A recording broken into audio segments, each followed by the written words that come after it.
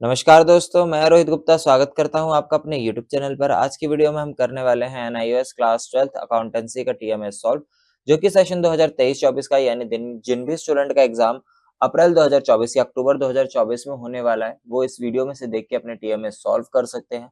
सारे ही आंसर हमारे चैनल पे आपको अपलोड मिलेंगे, साथ ही साथ एक्यूरेट मिलेंगे।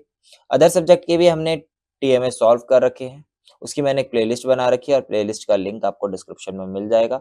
वहां से जाके आप देखकर अपने अदर सब्जेक्ट के भी टीएमए कंप्लीट कर सकते हैं। लास्ट टाइम भी जिन स्टूडेंट ने हमारे चैनल से देख के टीएमए बनाए थे, उन सभी के काफी अच्छे मार्क्स आए हैं, सभी के 18 प्लस मार्क्स आए हैं। टीएमए देना कंपलसरी होता है। टीएमए जो होता है 20% मार्क्स जो होते हैं थ्योरी के आपके टीएमए के लगते हैं, यानी 100 मार्क्स का आपका अकाउंटेंसी का एग्जाम होता है थ्योरी, तो इसमें 20 मार्क्स का जो है आपका टीएमए होता है। ऐसे अलग-अलग सब्जेक्ट में अलग-अलग होता है, जैसे ज्योग्राफी ले लें हम या फिजिक्स, केमिस्ट्री ले लें, तो उसमें 20 मार्क्स का प्रैक्टिकल होता है और 80 मार्क्स का थ्योरी। तो उसमें हमारा टीएमए जो होता है 16 मार्क्स का होता है। एक सेपरेट वीडियो मैं बनाने वाला हूँ जिसमें आपको टीएमए के मार्क्स भी बताऊंगा मैं कि कौन से सब्जेक्ट में कितने मार्क्स के टीएमए होते हैं और प्रैक्टिकल कितने मार्क्स का होता है, थ्योरी कितने मार्क्स का होता है, कितने पासिंग मार्क्स होते हैं, सारी चीजें वो पूरी डिटेल में वीडियो होगी। फिलहाल इस वीडियो को पूरा देखना एंड तक, ताकि आपको सारे आंसर बिल्कुल अच्छे से समझ में आ जाए। तो वीडियो को स्टार्ट करते हैं बिना टाइम वेस्ट करे। चैनल पे नए आए हो तो चैनल को सब्सक्राइब कर दीजिएगा, ताकि जैसे ही नई वीडियो आए आपको उसका अपडेट मिल जाए, क्योंकि हम अपनी अपकमिंग वीडियोस में आपको अदर सब्जेक्ट के टीएमएस, एनआईओएस की अपडेट्स, प्रैक्टिकल फाइल और इंपॉर्टेंट क्वेश्चंस, ये सारी चीजें आपको प्रोवाइड करने वाले हैं। तो स्टार्ट करते हैं बिना टाइम वेस्ट करे, क्वेश्चन नंबर 1 पे चलते हैं। तो यहाँ पे क्वेश्चन नंबर 1 दे रखा है, answer any one of the following question in about 40 to 60 words. 40 to 60 words में आपको इसका आंसर देना है। 2 मार्क्स का ये क्वेश्चन है। ए पार्ट हमने इसका सॉल्व करा हुआ है। Explain the role of an accountant in the society. इस सोसाइटी में अकाउंटेंट का क्या रोल है वो पूछा गया। तो यहाँ पे आपको 4 पॉइंट दिख रहे होंगे। तो सबसे पहला पॉइंट क्या है? To maintain the proper books of accounts which portray the true and fair view of the result of the business, to provide information and reports to management to enable them to discharge their duties more effectively। ठीक है, तो यहाँ पे second point भी हो जाता है। इसके बाद थर्ड पॉइंट जो है, थर्ड पॉइंट आता है। थर्ड पॉइंट क्या है? To act as auditor for attestation of accounts as per the requirement of law. उसके बाद फोर्थ पॉइंट हो जाता है हमारा, to act as an internal auditor to assist and strengthen the hands of the management. तो ये 4 points आपके हो जाते हैं। मैं यहाँ पे इरेज कर देता हूँ ताकि आप आराम से स्क्रीनशॉट ले सकें। तो ये मैंने इरेज कर दिया, फटाफट से स्क्रीनशॉट ले लीजिए। उसके बाद हम नेक्स्ट क्वेश्चन पे चलते हैं, बढ़ते हैं नेक्स्ट क्वेश्चन पे, क्वेश्चन नंबर 2, जो कि 2 मार्क्स का ये भी है। अब इस क्वेश्चन में क्या बोला हुआ है? Answer any one of the following question in about 40 to 60 word. B part हमने इसका सॉल्व किया है। Pawan received the following bills of exchange, record them in bills receivable book. तो यहाँ पे 2014, आगे क्या बोला हुआ है? आगे ये आपको दे रखा है, July 01 drawn on Manish a bill of exchange at 2 month which was accepted and returned by him on July 1st 2014 for a sum of 15,000. July 15 drawn on Sushant a bill of exchange for 12,000 at 2 months which was accepted on the same day. July 20 drawn on Amrita a bill of exchange for 60,000 at 3 months which was accepted and returned by her on July 20 itself. ठीक है, इसके बाद यहाँ पे आपको इसका answer में एक टेबल दिख रहा होगा। तो जिस तरीके से ये टेबल बनाया गया है, बिल्कुल आपको इसी तरीके से टेबल बना लेना है। इस टेबल का स्क्रीनशॉट ले लीजिएगा। ठीक है, यहाँ पे हमने ईयर मार्क कर दिया एक बार में ही। 2014 ईयर है हमारा, और यहाँ पे डेट्स आपको दिख जाएगी, जुलाई 1, जुलाई 15। ठीक है, तो जिस तरीके से आपको ये टेबल बना रखा है, ये पूरा अमाउंट लिखा हुआ है। ठीक है, ये डेट ऑफ मेच्योरिटी है, date of bill drawn, name of the acceptor, from whom received, किससे मिला है वो लिखा गया है। ठीक है, और यहाँ पे थर्ड में अमृता वाला आ जाता है। ठीक है, और टोटल आ जाता है। इसके बाद आपका ये वाला आंसर जो है कंप्लीट हो जाता है। बढ़ते हैं नेक्स्ट क्वेश्चन पे, क्वेश्चन नंबर 3। ये भी हमारा 2 मार्क्स का क्वेश्चन है। Answer any one of the following question in about 40 to 60 words. इसको भी आपको 40 टू 60 वर्ड्स में आंसर देना है। इसका जो है हमने ए पार्ट करा हुआ है। तो क्वेश्चन में बोला क्या हुआ है, एक बार पढ़ लेते हैं। तो क्वेश्चन में बोला हुआ है, agreement of trial balance is not the conclusive proof of the accuracy of the accounts comment. ठीक है, तो यहाँ पे आपको दिख रहा होगा answer, agreement of trial balance is not the conclusive proof of the accuracy of accounts. The agreement of the trial balance does not guarantee the accuracy of account. While debits and credits may balance, errors in recording and posting can still exist. For instance, omitting a transaction from the books won't impact the trial balance agreement. Therefore, additional scrutiny and reconciliation are essential to ensure the correctness of financial statement and accounts. तो इसके साथ आपका ये वाला answer भी जो है पूरा हो जाता है. इसको मैं इरेज कर देता हूँ, फटाफट से स्क्रीनशॉट इसका भी ले लीजिएगा. ठीक है, इसके बाद आपका नेक्स्ट क्वेश्चन जो है आ जाता है question number 4. Answer any one of the following question in about 100 to 150 words. ये वाला क्वेश्चन जो है आपका 4 मार्क्स का है. अगले दो क्वेश्चन जो है यानी 4 और 5 वो 4-4 मार्क्स के होने वाले हैं.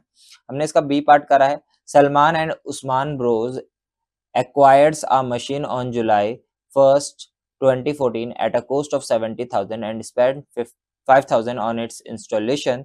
The firm writes of depreciation at the rate 10% on straight line method. The books are closed on December 31st every year. Show the machinery and depreciation account for 3 years. ठीक है, तो यहाँ पे अब इसका आंसर आपको दिख जाएगा.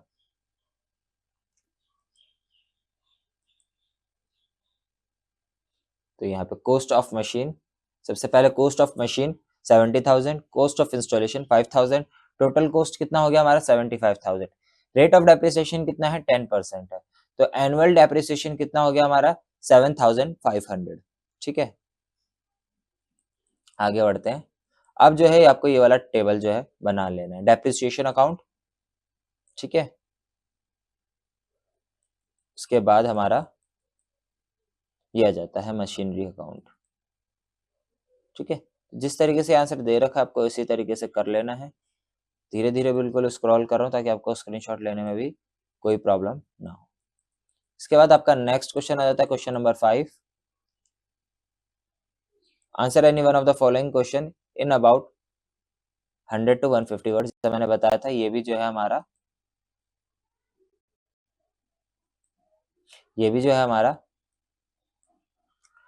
4 मार्क्स का क्वेश्चन है. इसका हमने बी पार्ट करा है.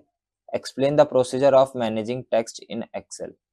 ठीक है, तो यहाँ पे आपको इसका आंसर दिख रहा होगा, तो फटाफट से स्क्रीनशॉट लेते हुए चलिएगा, मैं धीरे धीरे स्क्रॉल करता रहूंगा. तो फर्स्ट पैराग्राफ हो गया, सेकंड पैराग्राफ हो गया. सेकंड पैराग्राफ के बाद आपको यहाँ पे कुछ स्टेप्स दिख रहे होंगे, स्टेप्स लिखे गए हैं. फर्स्ट स्टेप्स और सेकंड स्टेप्स आ गए. और ये जो टीएमए है आपका प्रैक्टिकल शीट्स पे बनेगा और यहाँ पे कुछ इमेजेस आपको दिख रही होंगी नीचे. ठीक है, ये आपको ब्लैंक साइड पेस्ट करनी है, तो इसका प्रिंट आउट निकलवा लीजिएगा. स्क्रीनशॉट लेना हो तो मैं जूम कर देता हूं ताकि आपको स्क्रीनशॉट लेने में भी कोई प्रॉब्लम ना हो. ठीक है, वैसे स्क्रीनशॉट में ये फट जाती है, इतनी अच्छे से फोटो नहीं आती है, लेकिन फिर भी आपके लिए मैं जूम कर देता हूँ थोड़ा सा. और ज्यादा जूम हो गया ये. ठीक है, तो स्क्रीनशॉट फटाफट से ले लीजिए इसका. बढ़ते हैं आगे.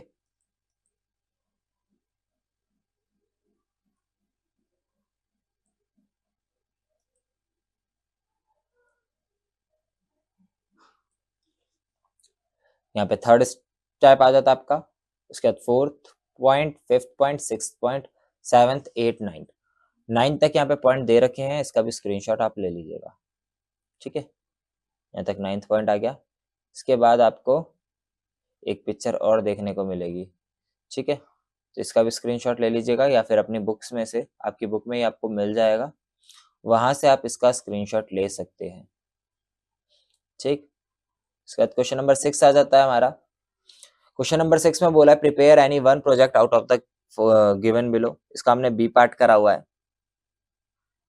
ठीक है, your father is a share holder of a company. Every year he receives report from the company. This report is called annual report of the company. After going through the reports for a year find out of the following. पहला है name of the company with suffix limited और private limited, mention the amount of capital. उसके बाद A B C D में आपको दे रखा है authorised, issued, called up, call in, arrears. ठीक है, और फिफ्थ में दे रखा है आपको रिजर्व कैपिटल। तो यहाँ पे आपका पहले आ जाता है, ठीक है, उसके बारे में दे रखा है। उसके बाद आपको name of the company with suffix. The name of the company along with its legal status, whether it's a limited or private limited, it is usually mentioned at the beginning of the annual report. It may be included in the cover page or in the introductory section of the report. ठीक है, इसके बाद amount of capital में आपको क्या दे रखा है, information related to the company's capital is usually presented in the financial statement and the notes to the financial statements. ठीक है, इसके बाद ऑथराइज्ड कैपिटल के बारे में आपको यहाँ पे बता दिया है। This is the maximum capital of the company is allowed to issue, look for a section in the financial statement और the note that mention authorised capital और ऑथराइज्ड शेयर कैपिटल। ठीक है, इसके बाद बी में आपको दे रखा है issued capital. This refers to the portion of the authorised capital that has been issued and allotted to shareholders. Look for a section that provides detail about the number of shares issued and the total value of those shares. ठीक है, इसके बाद C है आपका called up capital. This is the amount of money that the share holder are required to pay on the shares they hold. It might be listed as called up capital और paid up capital. D में आपको calls in arrear दे रखा था। If shareholders haven't fully paid the called up capital, it's referred to as calls in arrear. This information might be presented alongside the called up capital details. इसके बाद आपको ई point दे रखा है reserve capital. Reserve capital is not as common as the other types of capital. It's an amount of authorized share capital that is not issued unless the company is winding up. This might be mentioned in the company's memorandum of association or a separate section in the annual report. इसके बाद आपको एक paragraph और छोटा सा दे रखा है, इसको आपको नोट कर लेना है। उसके बाद जो है आपका आंसर खत्म हो जाता है। आई होप आपको समझ में आ गए होंगे कैसे बनाना है टीएमए। और ब्लू और ब्लैक पेन के अलावा कोई और पेन यूज नहीं करना। अगर आपको हैंड रिटन टीएमए चाहिए होगा तो आप हमें व्हाट्सएप पे कांटेक्ट कर सकते हैं, मेरा नंबर डिस्क्रिप्शन में आपको मिल जाएगा। और कोई डाउट रहता है तो कमेंट करके पूछ सकते हैं। नेक्स्ट वीडियो कौन से सब्जेक्ट का टीएमए पे लाऊं कमेंट करके जरूर बताइएगा। Thanks for watching us, have a nice day, stay tuned with edu centre Delhi.